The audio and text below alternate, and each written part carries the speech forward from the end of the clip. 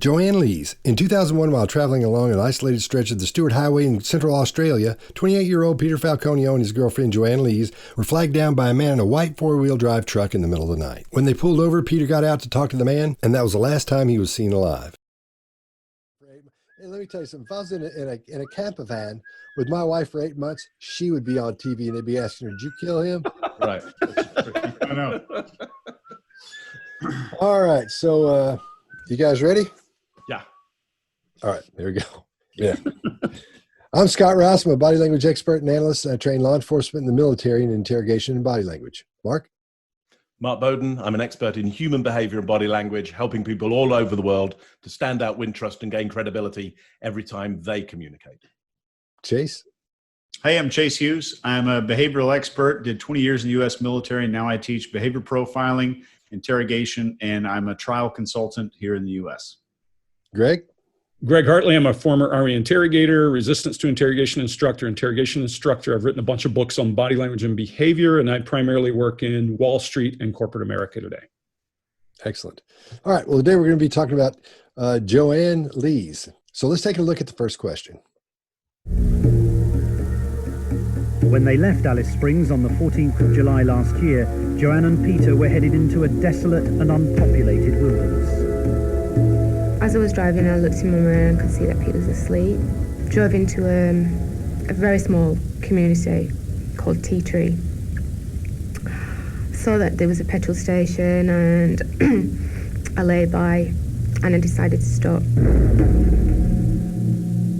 Pete woke up and we had coffee and we did watch the sunset. It was very spectacular. All right. Greg, you want to go first? Sure. You're starting to see this eye accessing for her, what's normal. You guys call it home. I call it digital memory in this case. And what digital memory means is I've said it to myself enough times. It's a year later. She's probably rehearsed her story enough times, not intentionally rehearsed, but told it so many times that she's going to access that. By the way, it's the reason I always think that cover stories don't work in real life unless you live them. Because if you practice this in your head, it always looks like hers does, just ding, ding, ding, ding, ding, ding. And your eyes should move somewhere else to access visual cues, auditory cues, feelings, and they all go away if you rehearse something over and over and over. Try to remember the words to your last song. Try to remember some piece of poetry, and your eyes are going to go to auditory memory, digital. Excellent. Mark? Yeah, so one good one to look out for stress and pressure is what I would call vocal clicks. Is that one there. You'll notice I did one just before I started to answer Scott's question because my brain went, oh, hang on, I didn't expect that I was going to be next. What am I going to say? And you got this little click happen there. So I would say there's certainly some stress and pressure in her answer. However, it could be stress and pressure about simply having to perform for the camera. We've got to understand that there's a documentary being made. It's a news item. There's the stress and pressure of recounting something that you might be lying about, might have been bad, but also having to perform for the cameras. Excellent. Chase, what do you got? I think we get a good idea for some of her masking behaviors. There's a couple of stress behaviors here, and just to see where she starts to look. So Greg actually sold me on the idea of eye accessing when we were off camera. We talked about it at length. It was a heated argument, screaming at each other, but we wound up at the end. You know, it's something it's a lot more viable than I initially assumed. So we're getting a good look at that here. Scott? Yeah, I agree. And I think what she's doing here, and we see this throughout this interview, she's oddly describing what happened. She's talking about when she says, we stopped at Tea Tree, and then she tells this stuff. So it's like he's still alive, but there's a reason nobody saw him because he's asleep in the back, you know? And so I'm just setting that up as we go along because he may already be dead at this point. I don't know, you know? And they may have taken his body out and done whatever once they get out in the middle of somewhere. But at this point, she's positioning herself so it looks like he's still alive. So I just want to point that out. One thing I think, Scott, I don't know if you cover this in the lead-in, but this thing has been decided by courts, all that, and it's revived, and lots of people just don't trust her. The British public has been all over her for a decade now because she's so stoic in her body language, they think, or she's not believable. I think what we're seeing is let's give people credit to believe what they believe. and to trust what their body is intended to see. I think we're going to see a lot more of that. And I think we should probably figure out how we talk about that in the thing. Cool. So, Scott, I want to pick up on what you just said there, because when I first watched this, first time ever seeing Joanne Lees here and hearing this, I picked up on her saying, and we did watch the sunset. Well, I understand she has a northern accent, and I understand something of the northern accent and an English accent. You don't say that. You'd say, and we watched the sunset, not, and we did watch the sunset. So there's a presumption here that we might not think that they watched that sunset together. Yeah. I made a similar assumption to you, and when there's somebody already not there, somebody who should have watched a sunset didn't watch that sunset, and she's saying they did watch the sunset. I think that's the first cue that lets us know she's probably been coached, because that's what it sounds like. The way she's wording these things sounds like it's somebody said, here's what you say. Remember to say it like this. There is what I call, as I talk about loping, you do hear some of that. But in this, it's kind of jerky. She's not quite in the groove yet. It's the top of the interview. She's nervous and all that. But still, that part, the did part bothered me as well. That's where that was my first cue, thinking maybe she's been coached in this, or talked through this with someone else. Your loping thing, Scott, is going to come into play throughout this thing, because you can hear her freeze up and move on. And,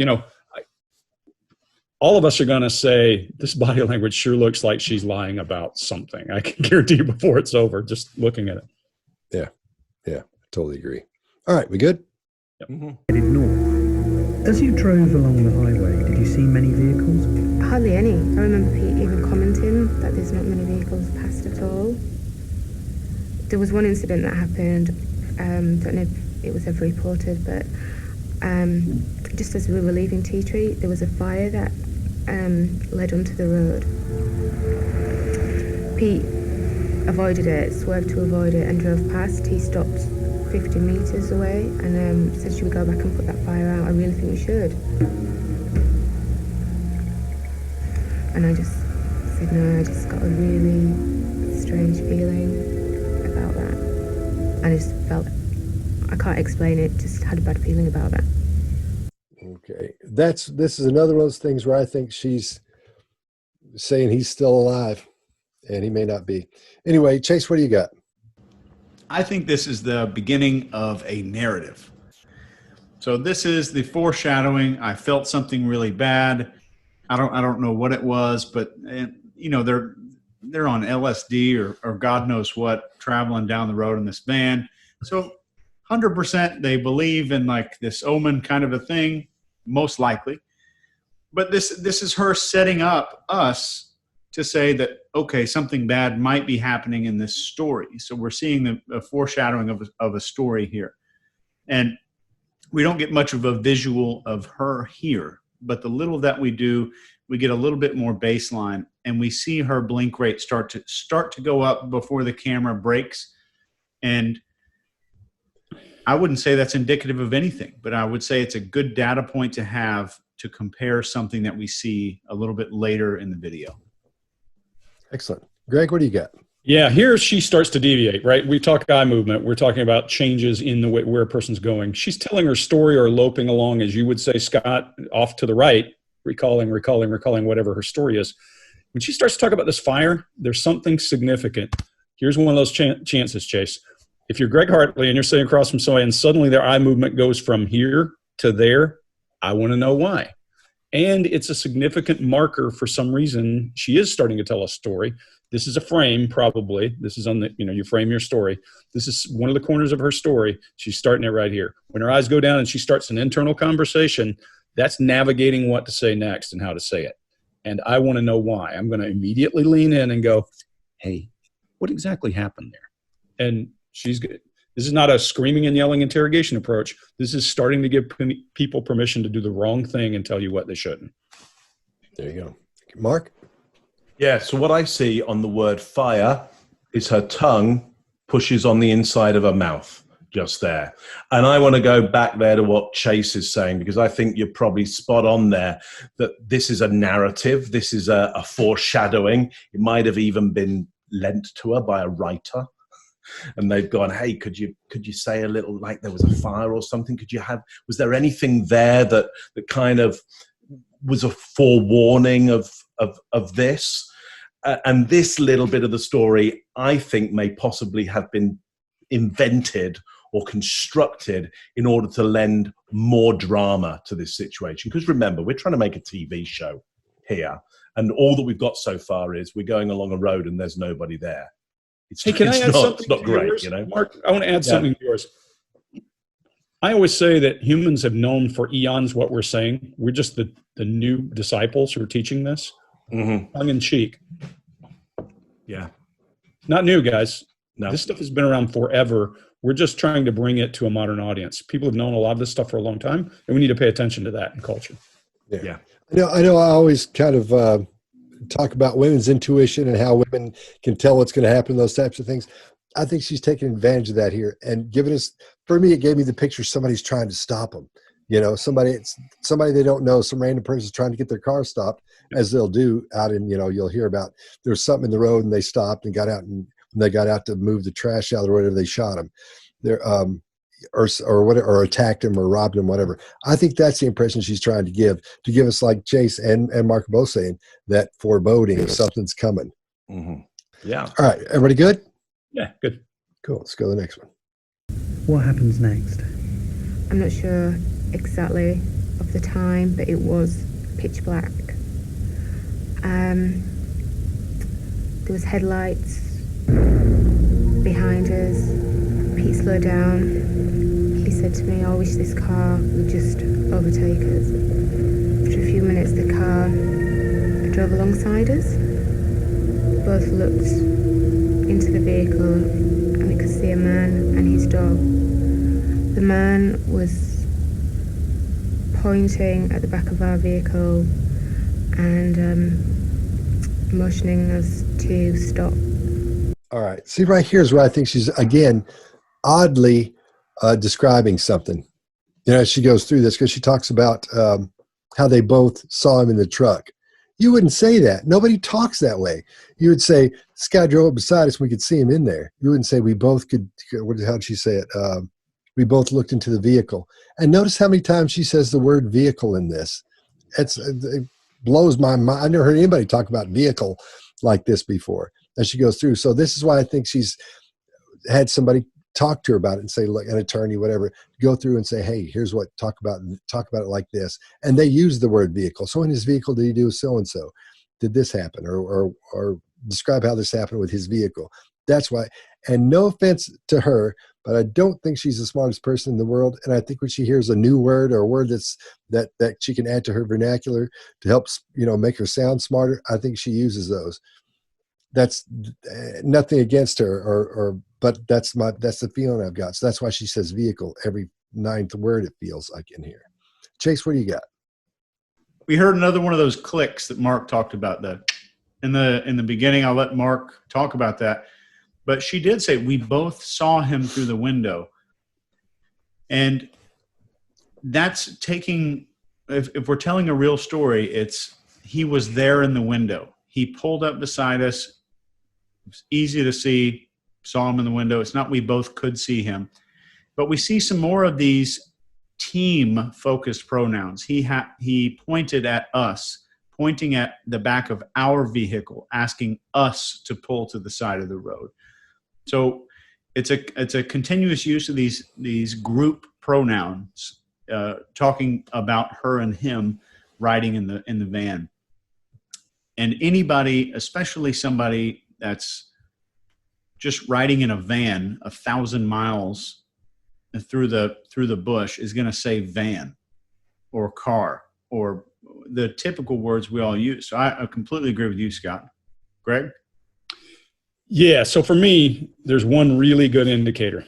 She's rattling along with her little story, and she says headlights, click, eye lock. The minute she says headlights, that glance to see how he's taken the story already. It's early in the game for her, but she's doing that. Almost like she's put another pin in the map. Something changed in her storytelling. Why? She's looking to see if he's doing that. And then she's got you're starting to see her mannerisms are a little odd with the pursing lips and that kind of thing. But I think it's just who she is, some of it. But that eye movement immediately to lock onto him to see how he's perceiving the headlights. It also, now let's go back, Scott, fire, headlights. This sounds like a horror movie building, right? Boom, boom, boom, boom. Storytelling. Excellent. Yeah. Greg? So I want to confirm that what I'm seeing there is leading questions from Bashir. He says, what happens next? He doesn't say, and what happened next? He says, what happens next? Rather like saying, go to the next part of the script. Go to the next part of what have we said is the next bit that you say. To Chase's point, I think the vocal click here is about the stress and pressure of having to recount the story in a certain order with a certain drama that's been written out for her. I think to Scott's point, we don't have somebody here, I would say, who's probably the sharpest tool in the box. Not super educated, not super smart with words. Again, nothing against her, but that's what I get a sense of here. And we get driving alongside us and that upward inflection in the voice, as if to say, is that how it goes? Have I got that bit right for you? I think, to give a good benefit of the doubt here, a lot of the usual things we might pick up on around, okay, you're making up a story, you might be deceitful, you might be lying, is actually a lot of the stress of pressure of being on a really top UK show and having to tell the story so they can do the reconstruction around this and it be dramatic for an audience. This is a prime time show in the UK. They're selling big money advertising space around this. And eventually made a movie as a result of this story, and then now a documentary. So yeah, a lot of pressure.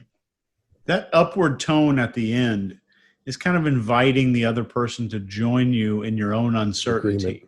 And I call that a nod request. So that upward tone, then the other person go, oh yeah. So we're requesting a nod from the other party. So it's kind of a confirmation. And just like the glance that you talked about, that glance right after she said those words for confirmation to make sure that there was some agreement and they were joining in. Yeah, that's, are you with me, right? Yep. Yeah. Yep. Okay. All right. Everybody good? Good. What do you look like? He looked age 40 plus. He looked like a local man, I would say. It was a 4-wheel drive utility truck. When you pulled up, did the individual get out and come to your vehicle? Pete met him halfway. The vehicle parked behind our vehicle. Pete went to the back of our vehicle and the mum was there waiting for Pete. Why didn't you get out? Pete told me to wait there. It was cold. I was just in shorts and a t-shirt. All right. I got two things with this one. The first one is where, how does she know what a local there looks like? She's not from there. How does she know? Somebody's told her that. Somebody, I believe, somebody said that to her. And the next one is when he asked her what the guy looked like, or they're talking about that, she says he's 40ish or whatever, and then she kicks into describing the truck. What's up with that? So, Mark, what do you got? Yeah, well, that's the thing I wanted to pick up on. I'd say that's just editing. That's just that non sequitur. I don't think is her. I think they're just editing this together to create a scene and an atmosphere and something that they can quickly conjure an image in the audience's head. So I think we can't be too unfair around some of this because we are in no way seeing the whole interview here at all. Chase, what do you got? Yeah, we heard another mention of vehicle 3 times, I think, in this. The vehicle pulled up behind our vehicle. I stayed inside the vehicle, and then he got out of the vehicle. So we're hearing that again. Here we're hearing her describe it as a 4x4, and there's a lot of detail here. The locals thing really got me. The first time I watched this, I thought I didn't have a lot of background on this because all of us talk in a WhatsApp group, and I am very inactive on it. I apologize. But I had no idea what the background was. But I'm like, I think her accent's British. And she's in Australia identifying a local. And I thought that was pretty unusual as well. Greg? Yeah. For me, there's not a whole lot here. I think, like you said, Scott, she immediately is talking about the vehicle. If I were going to describe a person who had probably murdered somebody I know, I probably would say kind of scary looking, pulled up alongside me, was scruffy. I would pick out their features because they would be seared in my brain for the rest of my time. Not like somebody aged over 40. Exactly what does that mean? But, scruffy, had a dog with him, a list of things I probably would jump to. So, Mark, I'm hoping that it's editing, like you say, because otherwise, somebody who just changed your life forever and you don't describe him with anything more than aged over 40 seems awkward. Yeah. What do you look like? He looked age 40 plus. He looked like a local man, I would say. It was a 4-wheel drive utility truck. When you pulled up, did the individual get out and come to your vehicle? Pete met him halfway. The vehicle parked behind our vehicle. Pete went to the back of our vehicle and the mum was there waiting for Pete. Why didn't you get out? Pete told me to wait there. It was cold. I was just in shorts and a t-shirt. Excellent. All right. Everybody good? Yeah. Let's move to the next one. Pete told me to wait there. It was cold. I was just in shorts and a t-shirt. Pete took his cigarettes, went, had a chat with the man. He came back. He asked me to rev the engine. I sat in the driver's seat, moved across from the passenger seat. He said he reassured me that everything was okay. The door was open ajar. I heard him talking to the man. All seemed amicable, joking. I could hear Pete saying, "Cheers, mate. Thanks for stopping." Just seemed all friendly. Okay. Greg? I wish I could have seen her face. Yeah, me too. A lot of this, I want to see your face. There's one piece here. Now, this, Mark, you being the British language expert of the bunch, she does an odd end, friendly. That's an odd thing throughout the rest of this when she speaks. All the other words she uses that she ends with a Y. She doesn't distort her face. She doesn't do any of that. As if somebody pulled me over in the middle of nowhere, 80 miles from the rest of the world in a 4-wheel drive truck that looked like a local, I'm probably going to be riveted and paying attention and seem like it was friendly, probably wouldn't be part of it. There's something there that seems awkward to me. And I'd hand it to you from there. Yeah, so there is a northern accent there. So you'll have these sounds that'll go up at the end like that. So friendly will sound a bit like that. However, she's quite idiosyncratic around that. It's quite odd. She gets these, again, it's probably more like Scott's fading facts tend to happen. It's not quite the northern element. You kind of go, what are you telling me? A good strong northern voice wouldn't end so soft. And look at her lip. I mean, this is the only time I see that palsy looking thing she's doing there. Yeah. So there's something odd there. I was often looking at her going, has she been drinking sometimes? Is there some drugs involved? There's something about the rhythm of the speech that I've often encountered with people who are using drugs or they're drinking and they've shown up to work with me or an interview. And this was usually within offenders and at risk of offense. They've shown up to work with me or to be interviewed and they're using at that. You did work with government officials, so yeah. They often use as well. Yeah. Chase. Yeah. Yeah, I don't have much here. I really wanted to hone in on that lower lip. I don't even know what to call it, where she exposes her bottom teeth in a strange motion of the lip. I have seen other Brits do that before, but it's very rare to see that. Okay. We just lost Greg. Hang on a second. That's contempt right there. Yeah. Classic signal. Never underestimate the non-verbal of actually not being there, not being It's my best photo. showing up. Scott told me I couldn't use my other one. So. Oh no, Jesus! You should see his other one. Looks like he just got finished somewhere and it's coming on in and out. What are we doing next? One of those looks. Look at Chase's face; he gets it. Well, on this one, I got a couple of things that I want to point out. I think what we're seeing here, when you're seeing that bottom, when you're seeing her do this thing where she goes like that, that reminds me of a child. There are a couple of things I've worked on with as Greg's aware, with in child cases, and you'll see that sometimes, and I'll see it. That's what that reminds me of. And I believe, if I don't know if I get in trouble for saying this, but I believe she's had a problem when she was a child, being molested or something, because she's starting to revert back to that childhood, that childlike behavior that they'll go to a lot of times when they're reliving part of that. They'll shoot they'll shoot back to that for a few minutes, or partially. And I think that's what we're seeing on that. A couple of things that she was saying, I know I'm focused on a lot of what she was saying, was when she talks about what Peter said to her. Pete said, she said this. She says, he said, he assured me. So she was getting ready to say, he said so and so, but then she said, he assured me that so and so. That's a big thing for me. That's one of those things that's bells and whistles for me. Another one, when she says this, she describes the door being open in two different ways. She says the door was open, ajar. There was a jar when she says that. So she's piecing together what she's heard and what she wants to say. So this part here tells me there's an outside force. Scott, I think that this is a really good opportunity for us to say a couple of things. This is an opportunity to say, yeah, we read body language, but we also are looking for behavior and choice of words. This is about human communication and what people should and shouldn't be doing.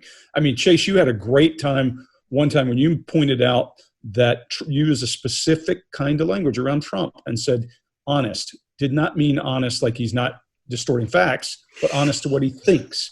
And guys, I think we need to drive those points home when we're talking so people get that. I agree. Pete told me to wait there. It was cold. I was just in shorts and a t-shirt. Pete took his cigarettes when I had a chat with a man. He came back. He asked me to rev the engine. I sat in the driver's seat, moved across from the passenger seat. He said he reassured me that everything was okay. The door was open ajar. I heard him talking to the man. All seemed amicable, joking. I could hear Pete saying, "Cheers, mate. Thanks for stopping." Just seemed all friendly. You bet. Cool. "Cheers, mate. Thanks for stopping." Just seemed all friendly. And while you were sitting in the front and Peter was at the back, were you looking in the rearview mirror to see if you could catch another glimpse of the man? Yeah, I saw him again, very clearly. We made eye contact. He looked at me. I can't explain it.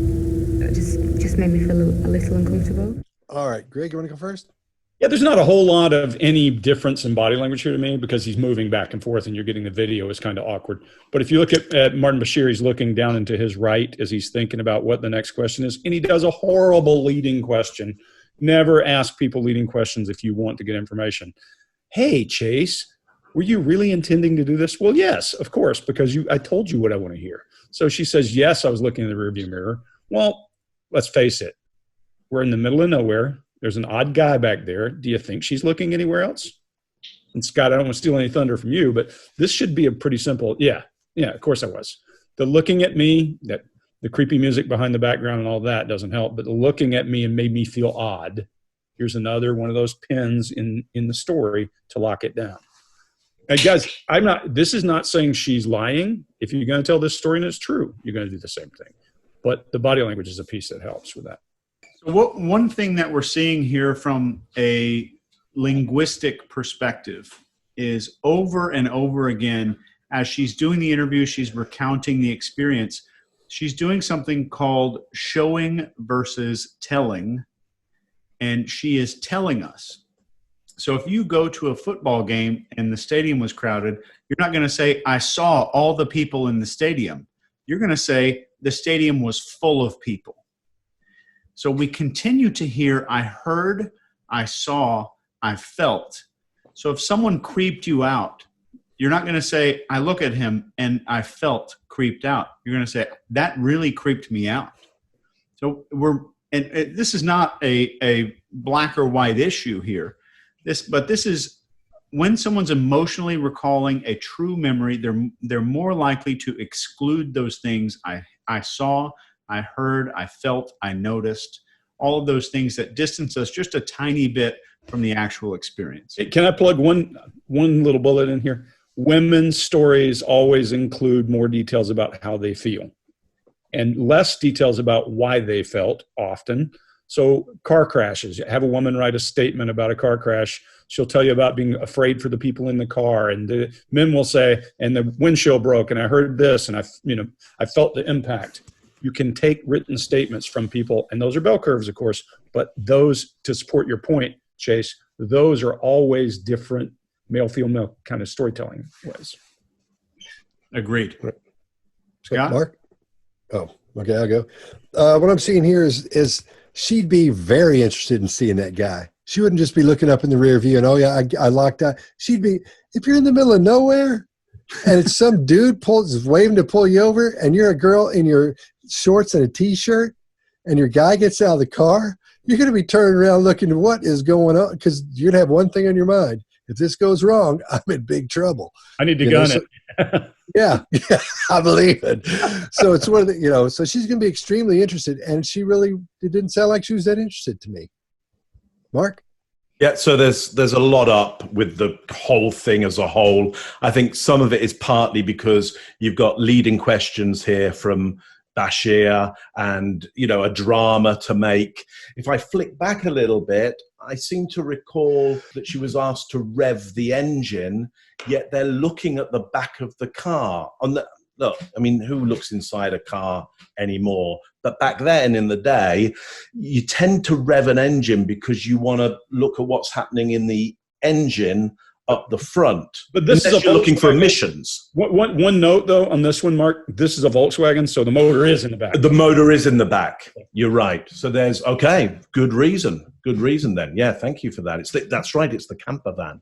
Yeah, and it's just an odd thing. But most of the time you're right, unless it's a Porsche or this, right? Yeah, that's true. But you're right, Mark. I've owned a Ford Explorer for about a year, and I don't even know what it looks like under the hood. Yeah, very clean, and you'll never see it. Clean. I just keep trading mine in because I don't want to be under the hood. It just made me feel a little uncomfortable. Joanne started to rev the engine. It was the last time she would ever see Peter. I heard a bang. I automatically thought, oh, it's the exhaust. Stopped revving the engine. Turned to look round. The man was stood outside the driver's door. I saw the gun in his hand, pointing it at me. He started to open the door. He asked me to switch the engine off and to move over across to the passenger side. He said, put your head down and your hands behind your back, which at first I didn't do. Then he said again, put your head down and your hands behind your back, and then he put a gun to my head. And that's when I thought, I'm going to have to do as he tells me. All right. Yeah, I got three things that really bother, well, three or four things, but one of the big things that bother me about this is when she talks about the gun. If somebody comes around the side of the car and they've got a gun, you can say at the top, like she does, I saw the gun, that he had, I saw the gun. Then she says, when he put the gun to her head, she says, he put a gun to my head. So there's this really big disconnect between, because she should be able to tell you all the details about a gun being in her face. She'll know every bit of it. So, and you won't call it the gun once, and then you can say a gun at the first, not the gun. So you'd say he had a gun and, stuck it in my face, whatever. Then she goes back and said and then she can say he put the gun to my head. But you can start with I saw the gun, but you can't go to he put a gun to my head after you said I saw the gun. That's one. And another one is he asked me to move over. Really? He asked you to move over? Okay. He didn't ask you to move over. If that happened, yeah, you're going to move. You're going to be trying to move, number two. And number one, he's going to say move. He's going to say move or scoot over or whatever he's going to say. And then the third one is when she says, that's what I knew I had to do. I thought I'm going to have to do what he says. You're not thinking that way. You don't even realize you thought that. I got to do whatever this guy. As soon as you see the gun, you're going to start doing whatever that guy says. That's the person in charge. Is the person with the gun. So, Greg? Yeah, this one, I don't have a whole lot to add to that except a couple of items. Number one, he appears. She looks out the back window. There's no and then. There's no bridging. There's none of that. I'm starting to wonder here if she's not involved in something other. Maybe he was killed by this guy she describes, who was a above 40 guy, whatever term she's using. Maybe all that's true, but maybe there's a reason she is hedging and hiding and dodging and ducking, because clearly something happened on the side of the road. That usually when people tell a story, I turn around and look out the back glass, and then he's right there beside me. Usually. If you're coached, not so much, because we all know we look for hiding time. That's Interrogator 101, right? Chase, I'm going to keep trying to add these back because I think it's a good thing. Interrogator 101 is when a person hides time, you go to micro interview and you ask another question. Yep. Bashir could have gone right here and said, okay, what happened between the time you looked out and him getting there? If she had said and then, but no and then. Just a little odd in the storytelling. And this interviewer would have filled in gaps, which most people do. If you're watching this and you're talking to a person and there's a missing thing there, we either fill in the gap verbally or mentally. So we'll imagine him walking around the front of the car, or we'll ask a question that said, so he just, did he walk around the front of the car to the other window? And then the suspect, whoever you're interviewing, just has to go, yep. Leading question. Not a very good chance for us to get any holes in the story with somebody going, yep. Yep. Those are called leading questions, by the way. If you're listening to us, that's a leading question and one of the bad questions that we teach interrogators. Yeah, it's the worst thing you can possibly do. And we see again, unless you're trying to take this over if you weren't done, Greg, or if you're going to pass it to Mark. No, I was passing to you. That's the reason. I got nothing to add to this, because it's just, at this point, it's just so awful. You've got a leading interviewer. The thing is edited to shot. It's clearly stuff that people have been asked to say as well. I'm not saying there isn't something deep inside this, but it's quite hard to unravel out of this. And in that last piece, all we saw was reconstruction and heard her voice. It's really hard to get accurate about what's happening here, other than it's a bit of a dog's dinner. Maybe the dog comes in later. All right. Chase. We continue to see the narrative of the production value of this, which is what this whole interview is about, production value. But they show this reenactment of the woman revving the car. Where's the light? If you go back and look at that, the light is between her legs, casting ominous shadows up into the car. So we're really pushing this narrative.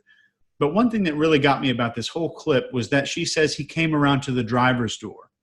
None of us would say that. We would say he came around to the window beside me, or he came around to my door and asked me to move to the other side of the car instead of the passenger side. So he came around to the driver's window.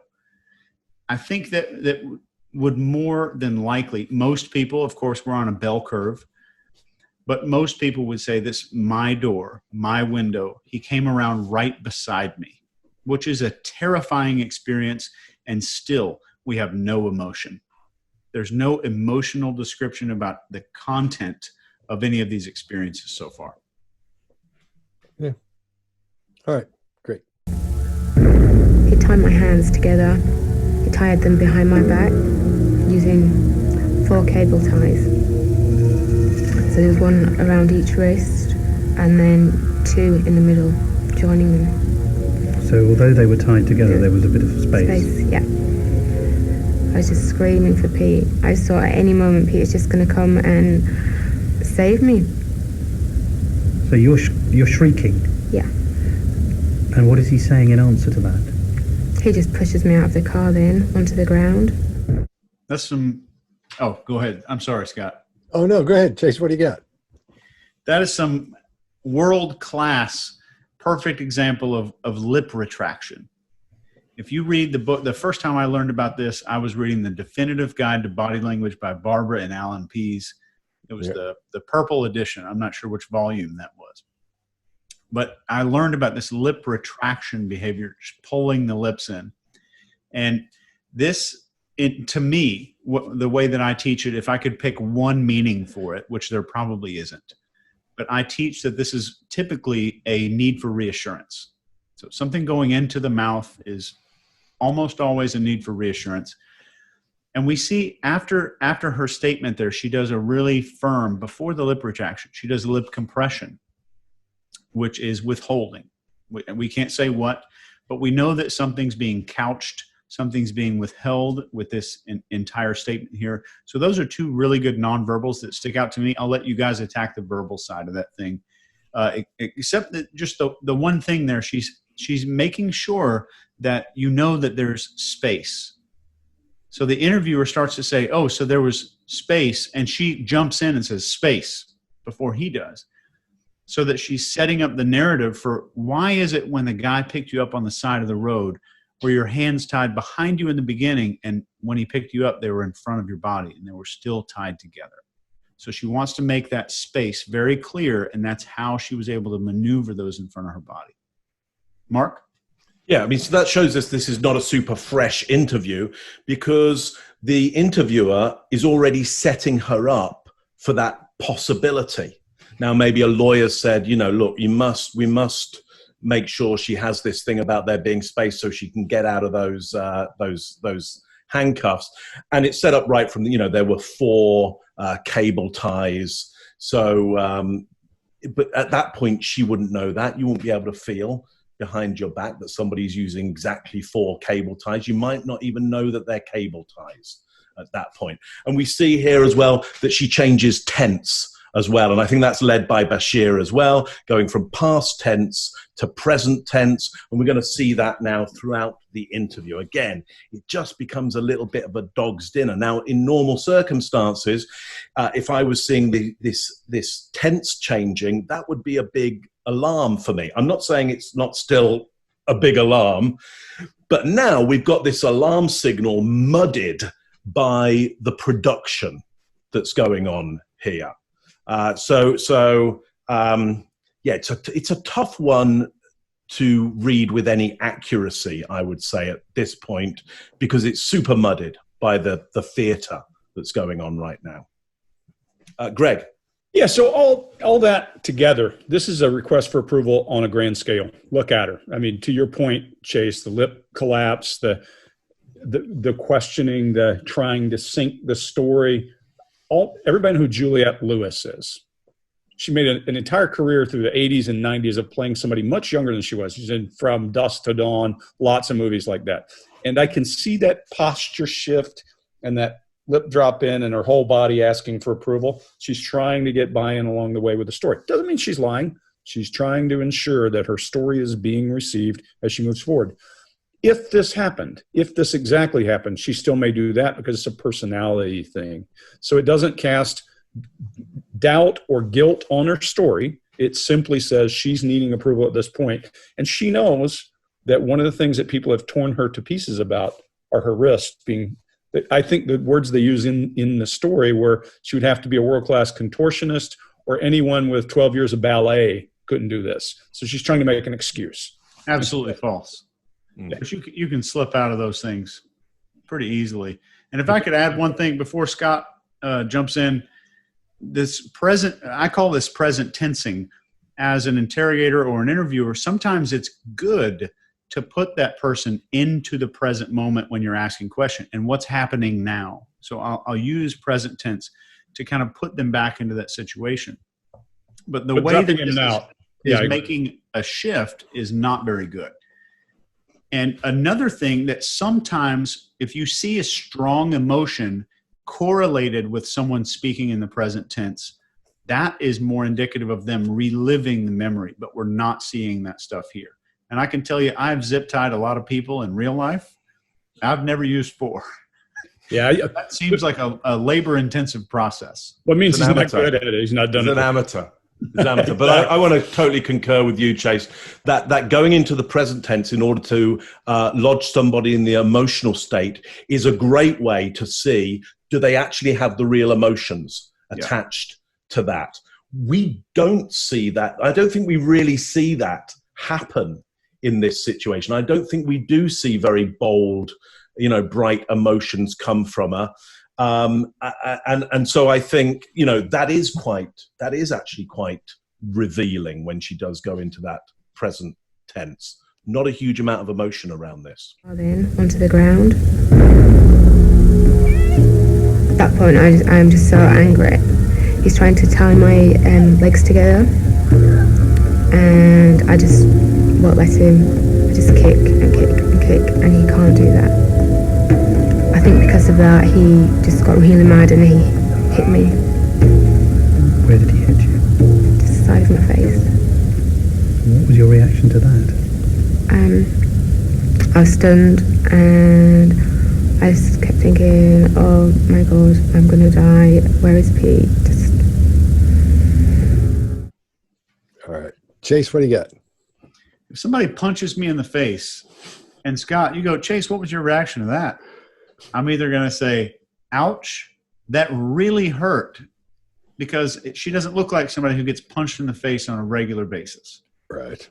So if that's something that's new for you, that sensory description of getting punched in the face would be like, I remember I felt the hand on my face, or my face rocked back into the dirt. I'm not sure what it was. There were little white spots in my vision, and it hurt like hell. So there would be some. How did you react to that? It's an interesting response. And we also see some more of her going into the present tense here with zero emotion. I got punched in the face. There's no emotion. And we even saw this with Tara Reid, recalling something that happened even longer ago that was just as traumatic. I'm not gonna be the judge of the relativity of trauma here, but we still saw the emotion. A story she's probably told so much more. We still see that emotion, but we're not seeing any here, which is very unusual to me. Suspicious. Mm-hmm. Yeah, my gamble on this would be, if you're in the Outback, big local Australian has a gun, throws you out, cable ties you up, they're now binding your legs and you're kicking at them. Anger is not my gamble of what you feel. My gamble is you feel fear. If you don't feel fear at that point, I think there's something up, because fear is designed to get you out of this situation right now, either to freeze and do nothing, or to go into fight, and therefore it wouldn't be anger. You wouldn't remember what that fight was like. We don't get any of that description from her. I don't fully believe this part of the event went on. I'm not buying that this part of the event ever happened. Well, I think it may have happened. And if she was really angry, it was over something else. But I'm not saying that this fight actually happened exactly the way. I think I'm a relatively physical person. I had my nose broken with a Coke bottle one time. And I remember even being who I am, that being a pretty frightening experience. It pretty quickly took the anger out of me. I will say that. So I think if I know that somebody's going to kill me, anger is not the first thing. You're right. Scared, yes. Terrified, yes. Wanted to run, yeah. There's a ton of stuff associated with that, but I agree with you. It's not going to be anger. And then she's looking for Pete. Your brain is not doing that. Your brain is going on my feet and gone. That's it. Yeah. Back to Maslow. Yep. Pete's important once you're up and know where you're at, right? And guys, I think, Mark, you're starting to see what I think here is there may be something else behind the story.